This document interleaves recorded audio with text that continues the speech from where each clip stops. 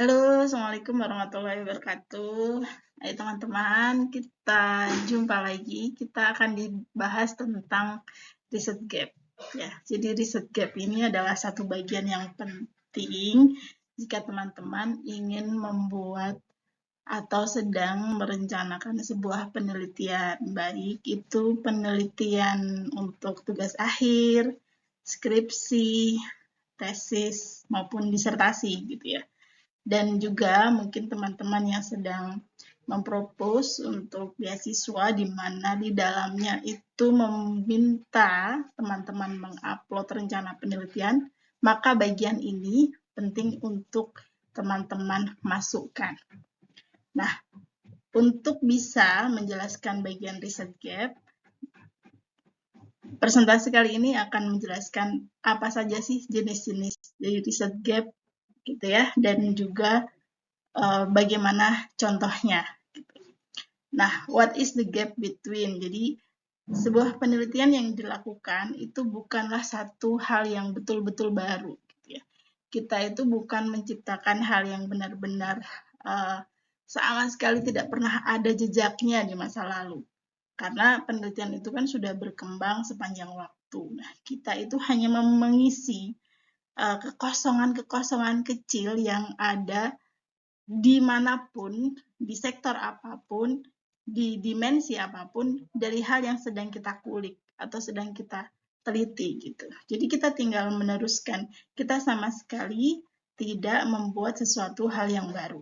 Nah, apa sih yang kita ingin isi, apa kekosongan apa atau gap apa yang ingin kita isi, maka kita bisa mengacu pada di Anthony Miles 2017 yang menulis tentang Research Method and Strategy Workshop, A Taxonomy of Research Gaps, Identifying and Defining the 7 Research Gap. Jadi Anthony Miles ini menjelaskan ada 7 jenis gap riset yang ada. Nah, gap riset itu apa saja ya? Jenis-jenis dari riset gap itu yang pertama adalah evidence gap, yang kedua knowledge gap, yang ketiga practical knowledge gap, kemudian methodology gap, empirical gap, theoretical gap, and population gap. Gitu. Artikel yang dibuat oleh Miles 2017 ini penting karena memberikan satu signifikansi teoritis tentang apa saja sih model dari kesenjangan penelitian gitu ya. Jadi apapun argumen yang kita tuliskan, misalkan saya menjelaskan bahwa gap riset saya adalah teori, berdasarkan apa dan siapa gitu. Jadi kita dalam menjelaskan satu klaim harus ada bukti yang benar gitu ya. Jadi kita bisa menjelaskan secara argumen kritis dan Miles ini memberikan satu pijakan yang cocok ya, yang tepat menurut saya dalam model apa saja sih tipe-tipe dari riset gap gitu.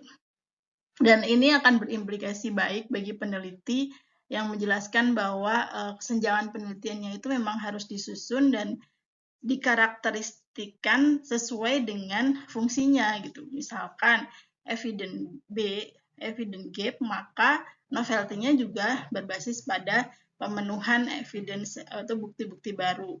Terus kemudian ketika method gap, maka kebaruan yang diusulkan juga metode-metode baru apa yang kemudian bisa mengisi kekosongan tersebut. Gitu. Kita akan memulai membedahnya satu persatu ya. Yang pertama, evidence gap. Gitu. Apa sih evidence gap atau kesenjangan bukti? Nah, kesenjangan bukti ini memungkinkan ketika kita hasil dari penelitian itu memiliki hal yang berbeda atau bertentangan dengan kesimpulan yang ditemukan secara umum. Jadi ada kontradiksi dengan penelitian sebelumnya berbasis pada bukti-bukti yang ditemukan dari penelitian. Nah, untuk itu bagaimana kita mengklaim bahwa ini adalah evidence based, evidence gap, maka kita perlu menganalisis hasil dari penelitian yang ada gitu ya, sehingga mengungkapkan satu bukti yang kuat. Jadi bukti penelitian yang satu dengan penelitian yang lain ini kok berbeda, saling bertentangan, maka itu bisa masuk dalam kategori evidence gap. Yang kedua adalah knowledge gap, gitu ya. Temuan menurut Miles 2017, temuan penelitian diinginkan tidak ada, gitu ya. Jadi pengetahuan yang diinginkan itu tidak ada dari literatur yang sedang dikaji, gitu. Nah, ini kita perlu menyarikan apa saja sih pengetahuan yang didapat dari penelitian-penelitian yang sebelumnya, gitu. Sehingga kita juga punya bukti bahwa yang ada adalah knowledge gap, bukan evidence gap, gitu ya. Lalu kemudian practical knowledge gap, ini yang ketiga.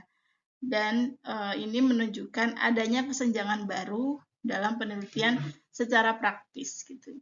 Nah, kita antara ketiga jenis gap riset yang di awal ini memang abu-abu ya, agak mirip-mirip gitu. Evidence gap, empirical gap, dan practical knowledge gap gitu. Agak mirip-mirip. Nah, mungkin bagian yang keempat ini jelas sekali ya. Method gap. Method gap ini kita tahu metode adalah bagaimana sebuah penelitian itu dilakukan. Kalau jenis-jenis metode itu ada kuantitatif, ada kualitatif, bisa jadi juga mixed method maupun multi method gitu. Nah, kita bisa memetakan bahwa penelitian yang akan kita lakukan itu memiliki method gap ketika misalkan kita melakukan literatur review dari penelitian yang sejenis, bahwa penelitian-penelitian yang ada itu misalkan cenderung dilakukan dengan metode tertentu, metode A, katakanlah metode kuantitatif. Sedangkan untuk menjelaskan fenomena ini perlu dipakai pendekatan yang lebih mendalam, gitu ya, yaitu misalkan kualitatif. Maka diperlukan sebuah metode baru yang bisa mengungkap kebenaran sehingga menghindari adanya penyimpangan gitu. Kalau kita misalkan secara kuantitatif lebih cenderung generalisir gitu. Padahal itu tidak cocok ditempatkan di konteks yang sedang kita teliti. Maka ada peluang untuk mengembangkan penelitian dengan metode baru. Dan ini disebut dengan method gap. Lalu empirical gap ya, yang kelima empirical itu kesenjangan empiris. Nah, kita tahu ya, contohnya misalkan dari penelitian-penelitian yang ada di akhir kesimpulan itu kan ada temuan, ya, ada temuan dari penelitian-penelitian. Nah, temuan-temuan itu, kesimpulan itu perlu dibuktikan secara empiris. Misalkan belum pernah ada penelitian yang terbaru yang kemudian bisa membuktikan hal tersebut. Gitu. Nah, ini perlu dibuktikan secara empiris dari kesenjangan penelitian sebelumnya. Nah, ini disebut dengan empirical gap. Level selanjutnya adalah theoretical gap. Nah, theoretical gap ini kesenjangannya tuh di tataran teoritis ya. Jadi ini kita perlu mensintesiskan ya teori-teori apa yang dipakai dari penelitian-penelitian serupa sebelumnya. Nah, apakah teori-teori itu sudah cukup untuk menjelaskan fenomena yang akan kita teliti gitu? Kalau tidak cukup, maka kita bisa menyampaikan bahwa ada kesenjangan teori pada penelitian yang akan saya teliti. Oke, yang terakhir adalah population gap.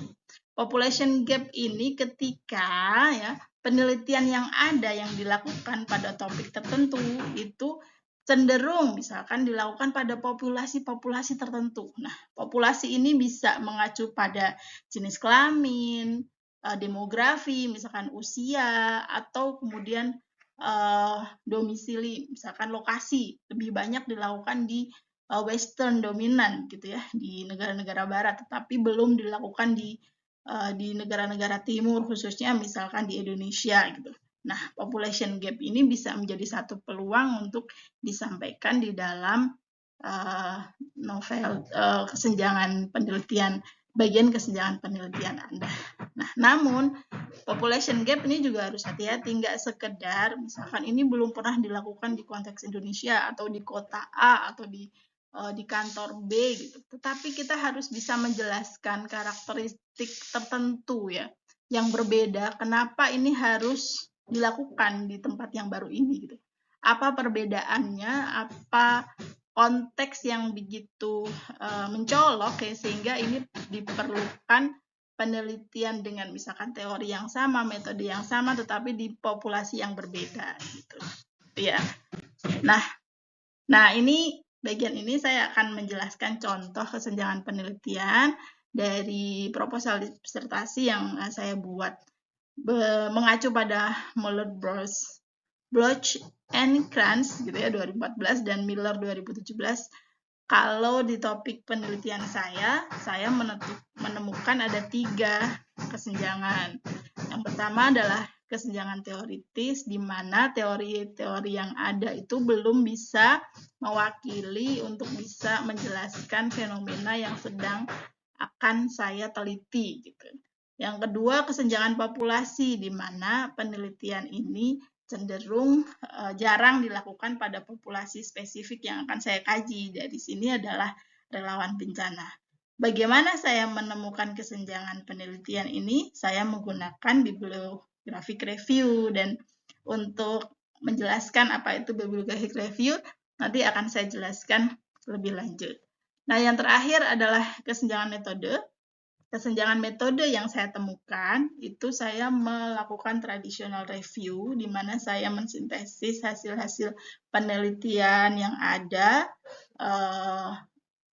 penelitian-penelitian yang ada itu cenderung dilakukan dengan metode apa gitu. Ternyata setelah saya petakan, saya menemukan bahwa penelitian selama ini yang pada topik yang akan saya kaji itu didominasi dengan penelitian kuantitatif gitu. Sedangkan untuk konten resiliensi itu saya perlu menggunakan pendekatan kualitatif. Karena apa? Nah, itu perlu dijelaskan argumennya sehingga saya bisa membuktikan bahwa kesenjangan metode ini penting. Nah, itu terkait dengan gap riset. Semoga teman-teman bisa menemukan gap riset dalam perumusan proposal dan sukses. Jika ingin bertanya lebih lanjut, bisa menghubungi link ini. Terima kasih. Assalamualaikum warahmatullahi wabarakatuh.